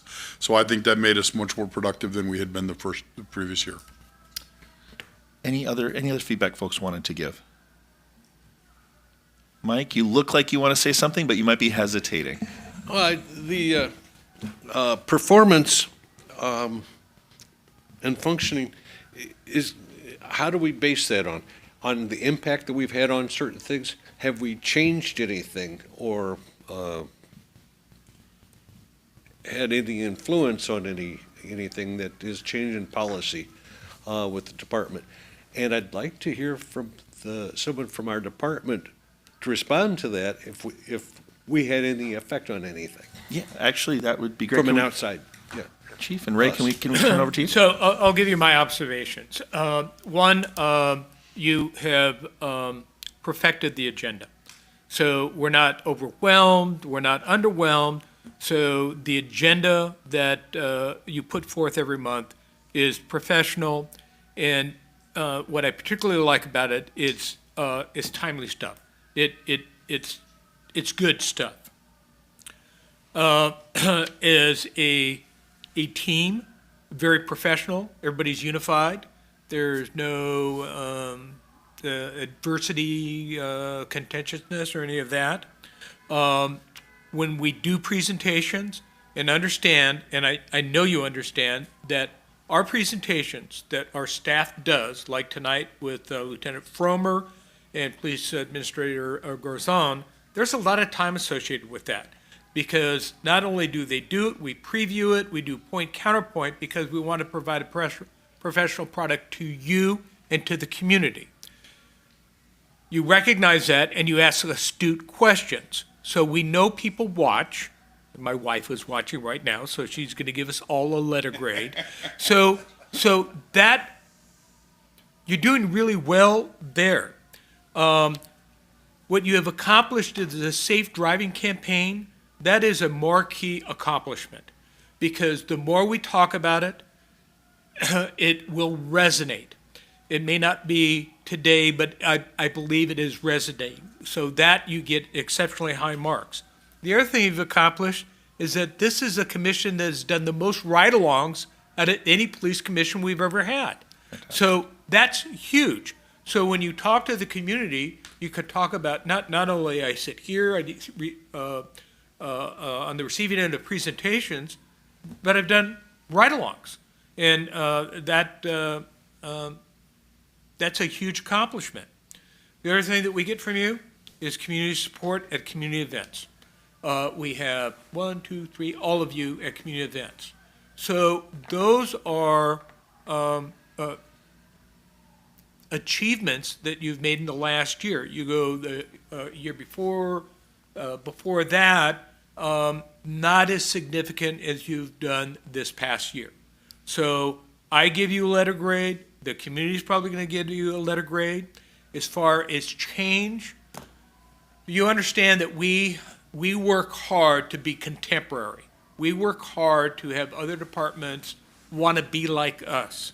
So if you're looking for, a dramatic change, we're trying to stay ahead of everybody. So we've done some really good things, and there's some stuff, a couple things I'll talk about when I provide my commentary, that we're still chasing. But I think we're in a good place. Fantastic. Thank you. Ray, what you got for us?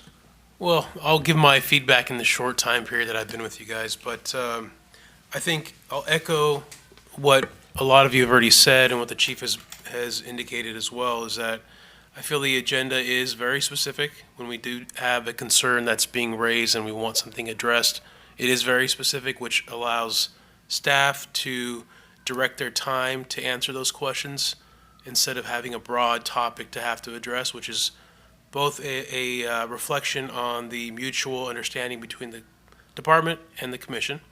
So I think that's a great step that you guys have made as commissioners.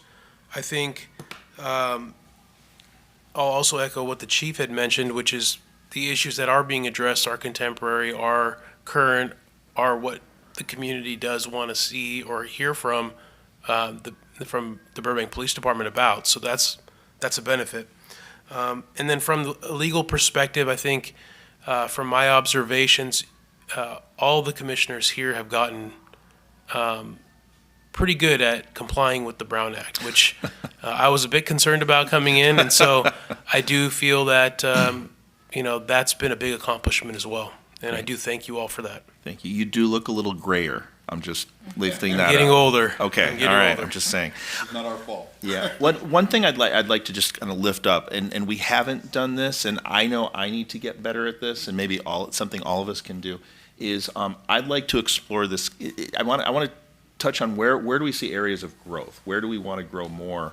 And one of the areas that I'd really like to do, as we figured this out, is I mentioned earlier, and I'll bring it up as an agenda item for a future meeting, to kind of take a look at kind of our purpose and goal and mission. Beyond what's in the city charter. So I'm hoping that we can have that discussion in that. I'm hoping that we can bring in some of the anti-bias training that we had received last year as well. The piece that I really like, one of the areas I'd really like to lean into this coming year is how do we serve as a resource for the city council? We are appointed by the city council. We are tasked with diving deeper into issues that the council may not necessarily be able to do. So I'd like to see how we can. We're already in partnership. I want to take a look and see how we can be more of a directly tied in resource to support and inform the city council, because we're having our meetings, they're recorded, there's minutes from the meetings, relevant significant issues are passed on, both through us and through the police department, but I think we might be able to do better in that area, but that's going to take some conversation that all of us can engage in with our city council members on the side. So I wanted to lift that up. Other areas where people would like to see us grow. Mike, you mentioned, I want to actually come to you real quickly. You mentioned data and metrics, and I'm wondering if you want to go there a little bit further. What would metrics look like?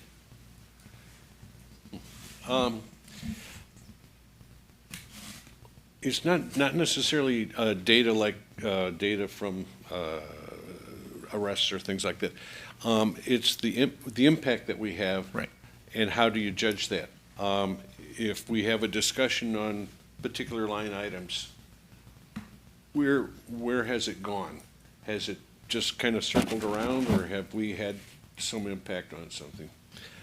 Something that the chief mentioned, Mary is our newest person. I'm Ann? probably the Ann. Ann, I'm sorry. Yeah. See how Tis- new we're she gonna is. blame Paul. And I'm the oldest person, and been around for a long time. And there was a lot of things that were different. But one of the things, and I really very frankly want to say, is your leadership has made a huge difference Thank you. in our commission's work. I appreciate And that. appreciate it. Thank you. I appreciate that. Thank you. Yep. Romit, go ahead. I just want to obviously commend our chair for doing a wonderful job of really helping bring that level of organization. The fact that we're having a self-evaluation and even reviewing for the entire year. I don't know if other commissions do this, but that level of insight and just being so methodical towards the commission, I really appreciate that, James. Doing a wonderful job. Thank you. I appreciate that, and I want to lift up that this is absolutely a team effort. It really is. Mike, go ahead. I think a direction which I think is important that we're not necessarily the best at is finishing what we started. Let's say generally tonight we spoke about school safety and traffic and things of that nature. And school's going to open and they're going to experience whatever it is, but we no longer are involved. I think your idea of us being out there and observing and not asking for the department to give us a report on what happened, but basically being out there and collecting our own data and making our own assumptions, that we need report back on what we start so we can finish something. I appreciate that. Mike, just to follow up what you're saying, I agree with you 100%, but I think in my time here, watching the evolution has been pretty incredible, because we used to talk about school safety in August, and the barn door was already open. The school was already back. So we've moved that into the May, June.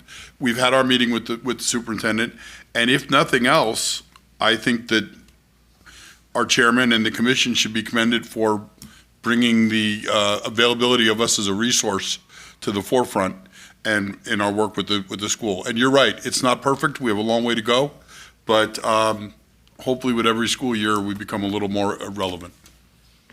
Thank you, Paul. Mike, go ahead. No, Oh, I didn't no, yes, you. Yeah, right, but it still comes down to is our work is not done. We can pat ourselves on the back for this and that, but it's an ongoing job. And this is not part-time work. This is full-time. And if we're going to start something, we should bring it to its conclusion, and after it's concluded, we should judge, did we succeed or did we fail? And that's one of the things, a lot of things we do, do you think we're going to get an A grade on everything we did? We got to really measure ourselves and ask ourselves, even though we did a great job, let's do it better even next time. Mike, I appreciate that. To respond to that, one of the things that's difficult, I work in social services, and one of the things that's really difficult is, and and this actually is the department runs into this as well, is when an issue gets resolved, there's often the need, there's a pile of other issues that need to be addressed, and so we move on to the next thing. So one of the things that in a number of service sectors that we don't do well is evaluate how we did on a project because we're moving on to the next project. So it's like the project's resolved, move on to the next project without really any looking back to see how effectively we did that. So I really appreciate what you said there. Romit, go ahead. Thank you, James. I think one thing that we can definitely look forward to doing for the next year is, because I know that next year some of us may be coming back, some of us may not. For onboarding new commissioners, I think it'll be great if we focus on how do we develop a process where, when we first got on the commission, I know we struggled for a while to really understand the Brown Act, how to really understand what our position was, what we were doing here, and developing some type of procedure process around that. So anyone who does take over, if there's a new commissioner walks into this, to the chambers, we want to make sure that they have their stuff for success. So I think I would love to see that. Fantastic.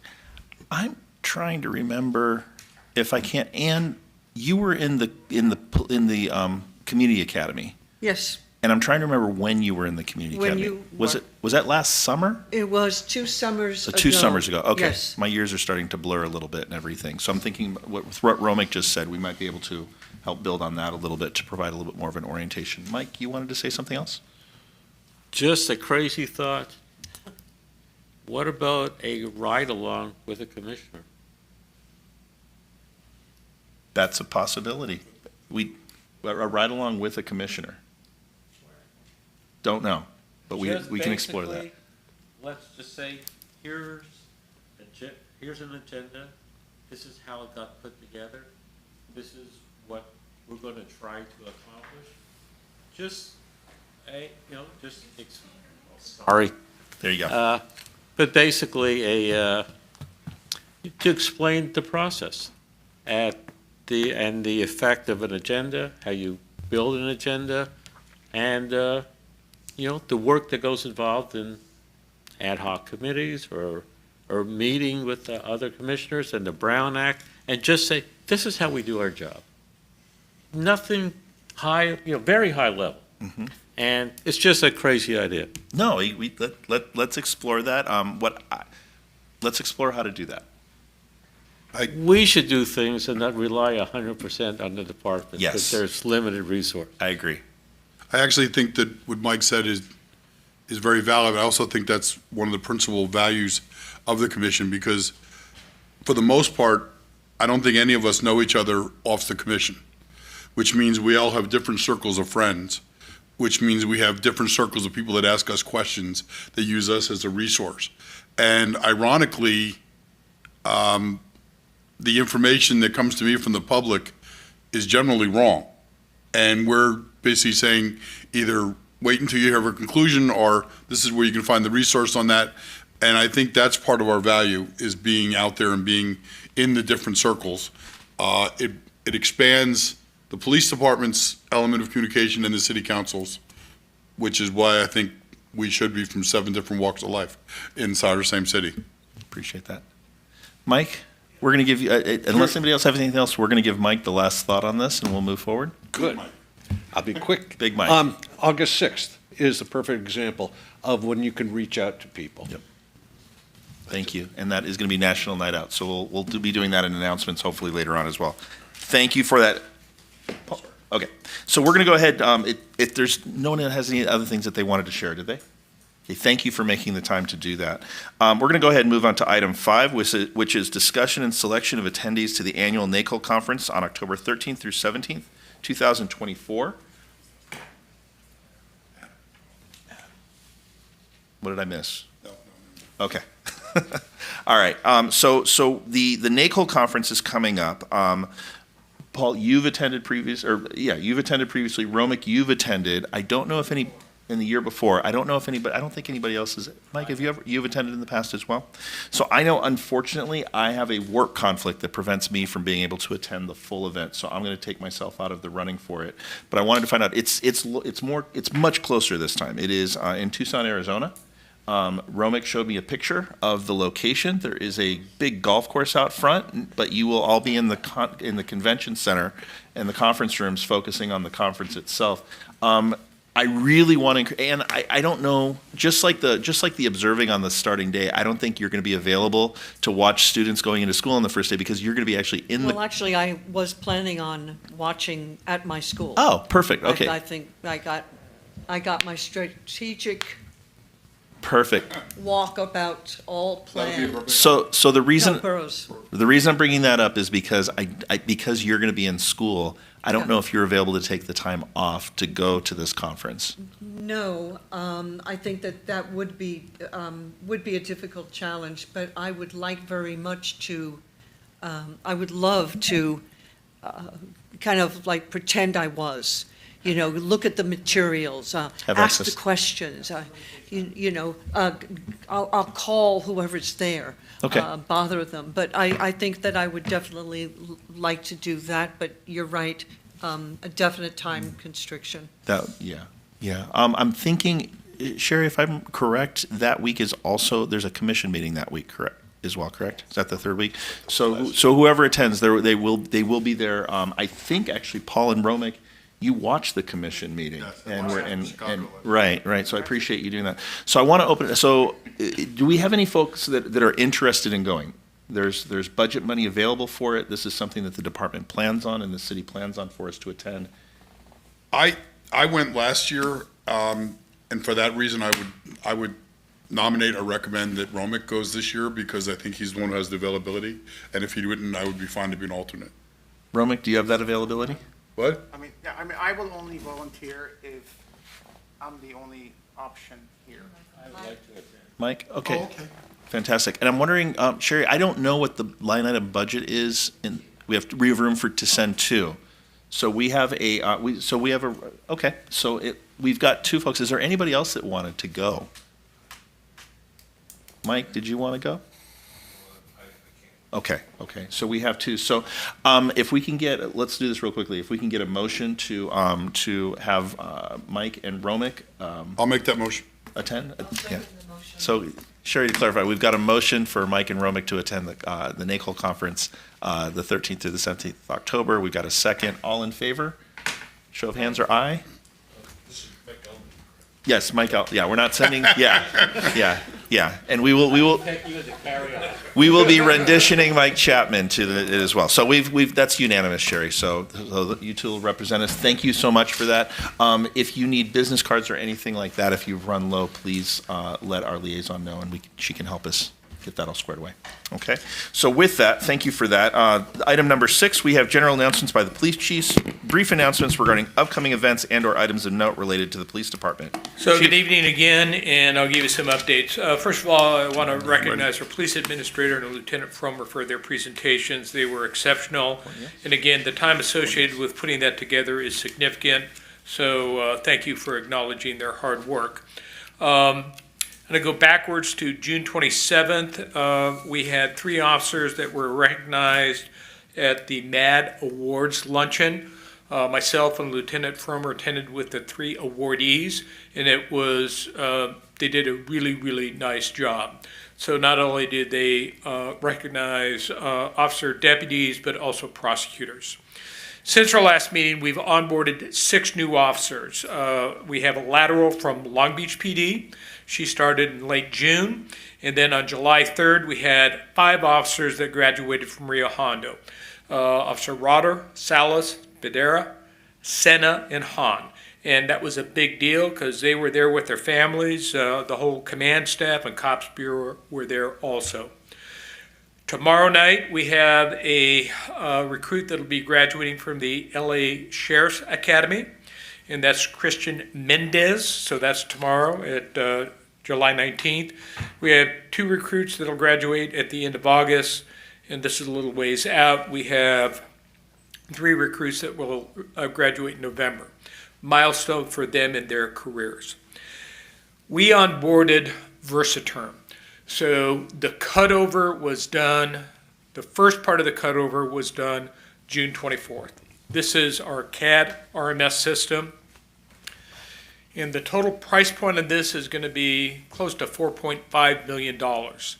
This was a huge endeavor by our department, IT, finance, and it finally came to fruition. We wheel back to last year when the department went through training to onboard a very sophisticated CAD RMS system, CAD Computer Aided Dispatch, RMS Record Management System. The first phase cutover for the CAD system was seamless. Most of us were there at 05 in the morning to watch them flip the switch, and it was, for the most part, seamless. The vendor that we used told us that if we were prepared and we trained properly, that it would be seamless, and other than some small smalls, it was seamless, and it is going to sophisticate the way we manage our responses. So very proud of that. I don't know if you saw on Fox, they have a new segment now, Body-Worn Camera Heroes. And they showcased, the first incident they showcased was our officers who received the Medal of Valor for rescuing those small children in an inflamed apartment. Very powerful body-worn camera video. In fact, I had met with the gentleman that produced the show, did the narration. All he had to do is click the button, and you saw and heard the exigency associated with that incident and the valor that was demonstrated that day. What's a proud moment for this city and this police department was that was the first case study that was showcased. Now, they are in Los Angeles and we are in Burbank, so I mean, it was a good fit, but great for our guys. And they interviewed Sergeant Christian Diaz in Placentia after they showcased the body-worn camera. Great opportunity for them, very proud moment for the organization.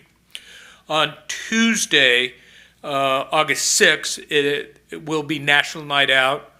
So again, I thank the Commission for their support, for the community, for embracing that national conceptual model that will be done throughout the United States. And more importantly, on August 10th, we have the Burbank Police Foundation will take a scoop at a crime, which is kind of cool, and they'll be at the Foster Freeze on Glen Oaks. Right, Steve? I'm getting my geography. And that'll be from 6:30 to 8:30. The foundation underwrites the ice cream. Last year when we had it at Foster Freeze, great attendance. Folks walked, drove, and a great opportunity for us to engage, meet the community, for our commissioners to reach out, have the dialogue with our community, and it's a very welcoming atmosphere, and plus you get ice cream. So having said all that, that's all I have to report out on.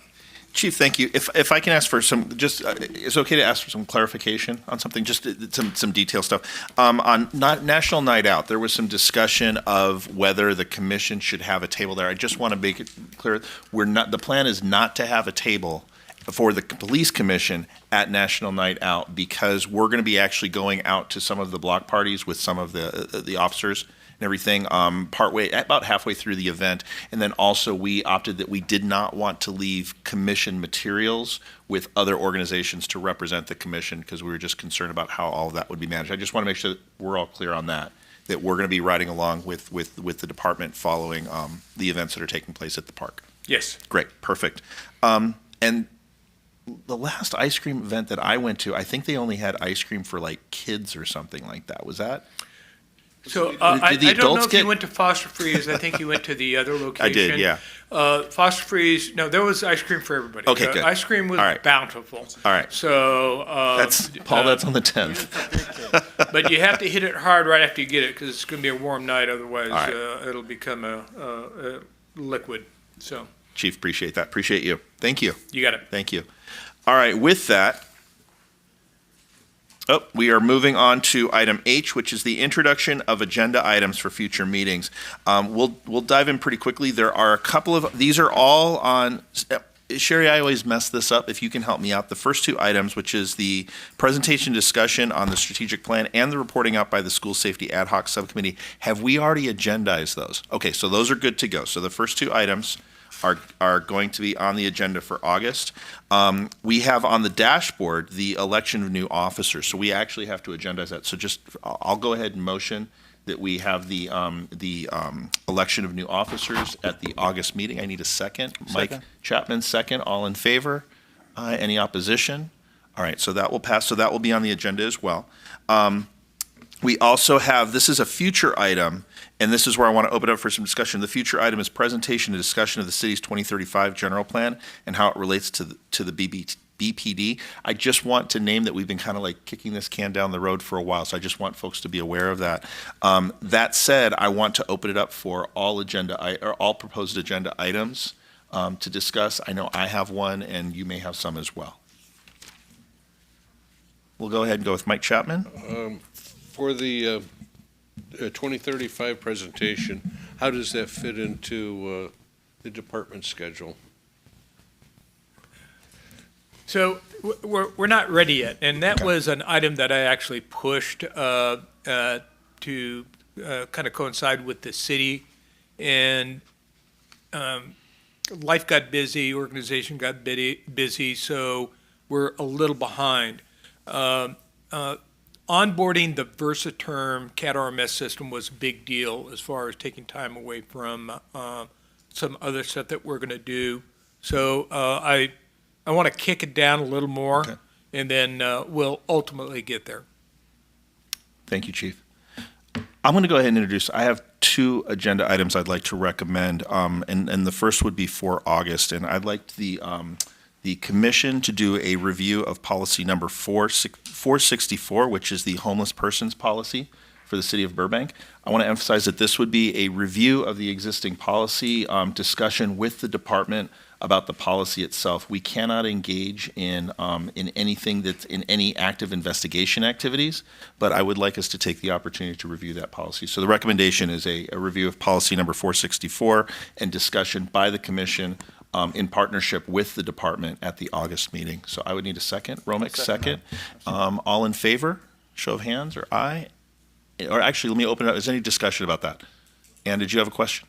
My only question would be to be able to preview the present policy. Yeah, it's all available online right now. Okay. So you've got access to it right now. Yep.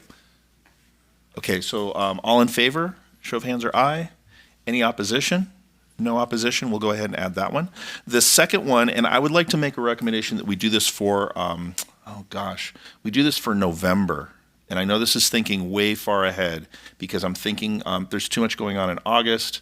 September is most likely going to be our joint meeting with council and OIR. October, we will have two commissioners that are going to be away. And so for November, I'd like to make a recommendation, and I brought this up before, is I would like to go ahead, recommend that we have a review and discussion of the building purpose statement that inspires and drives team performance.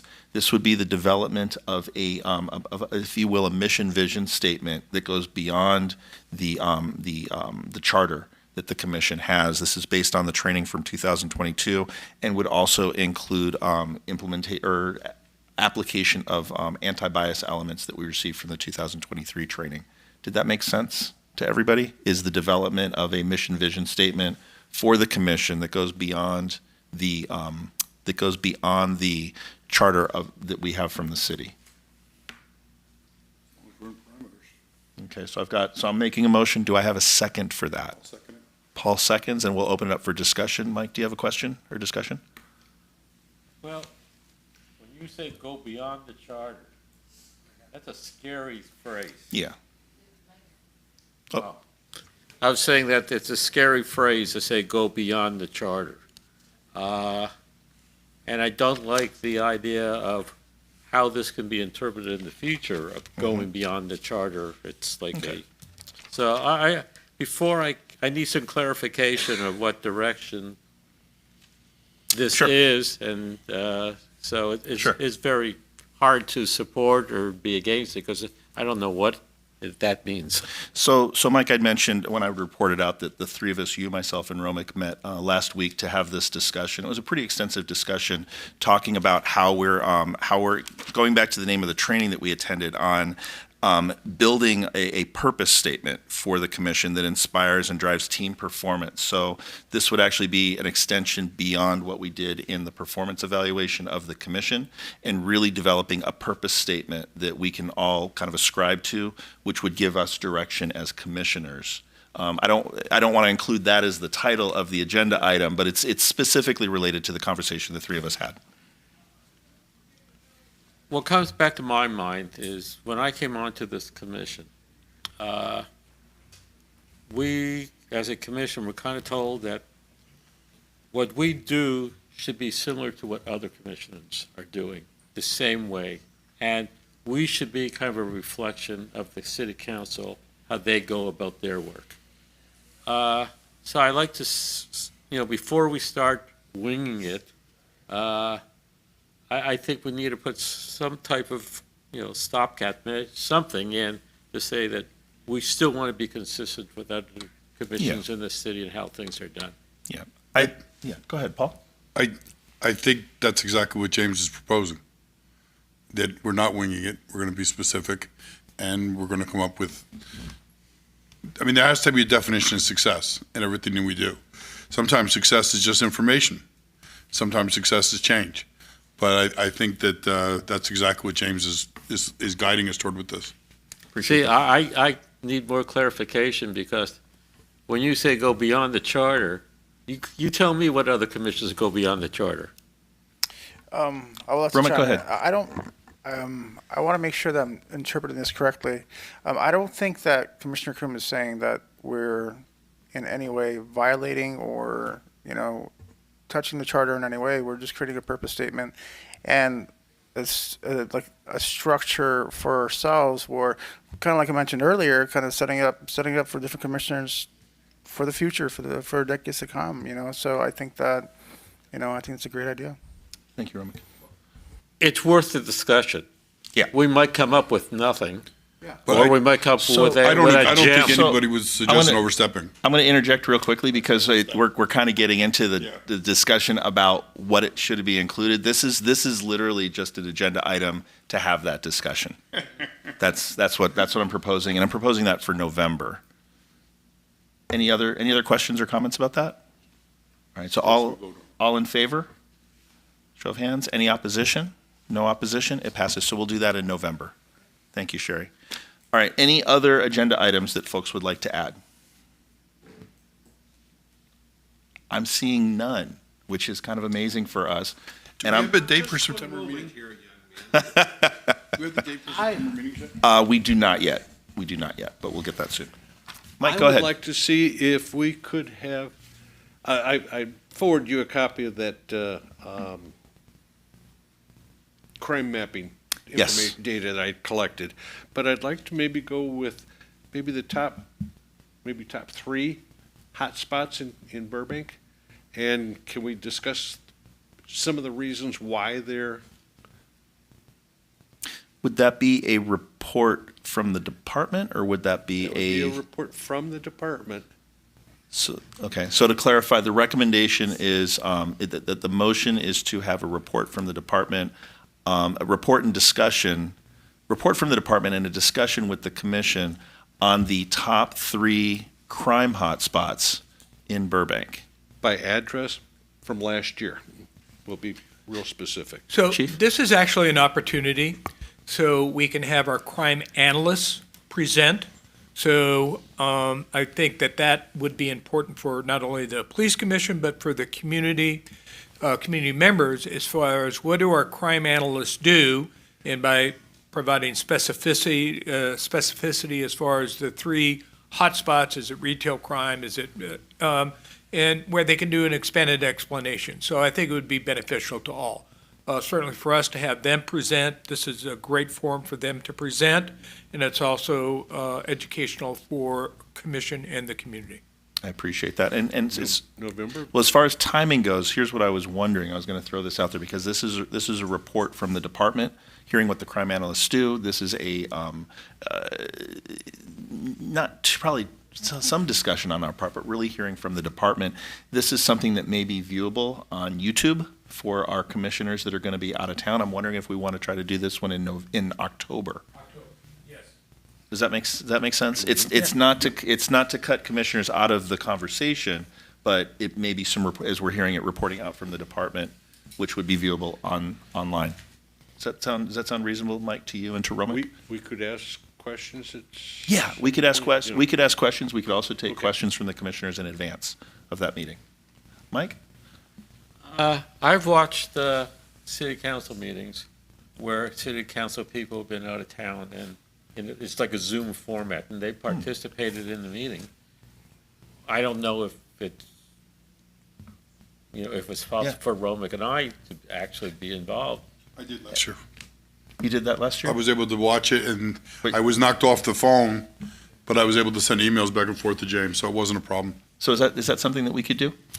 Yeah, that's something we can do. There's just procedural hurdles that we have to go through, but that's not a problem.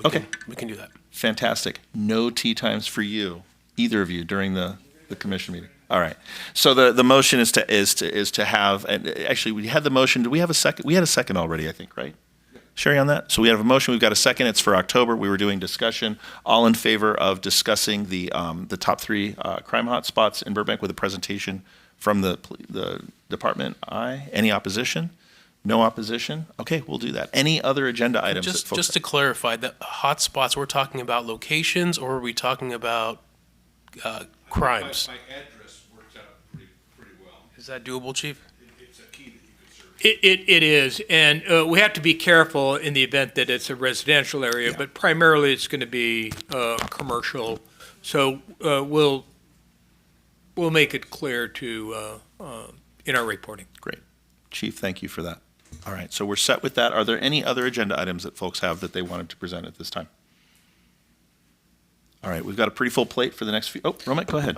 Quick question. The joint meeting is in September? It's in September. We don't have a know. date yet. We don't have a date yet. Finalized that I'm aware of. We don't, and thank you for bringing that up.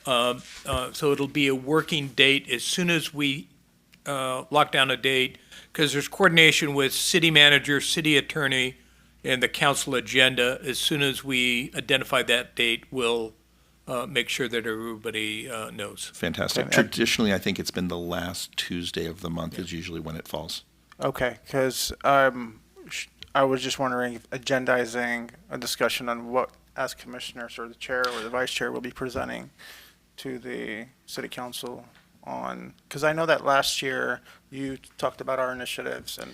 Yeah, what I did, just to humor me for a moment, what I did last time was I was providing periodic reports to the city council, and it was basically a summary of those reports, which is really just, it's what's been in our minutes, our agendas and our minutes from the prior meetings is what gets presented. But it does bring up something significant, Romick, is that if there's anything that comes up, do we want to wait until the October meeting to agendize any discussion for anything that comes up in September? Or do we want to take the time to agendize now for October, commission follow-up from the joint meeting between the city council and the commission? So what we could do is, we don't know what the content will be. It will be specifically focused on following up and, from the joint meeting in September at the October meeting. Because if we don't, that'll be pushed off at least until November, when we meet again in October. That to me makes sense. I mean, Okay. So do you want to make that motion, Romick? If I can verbalize it?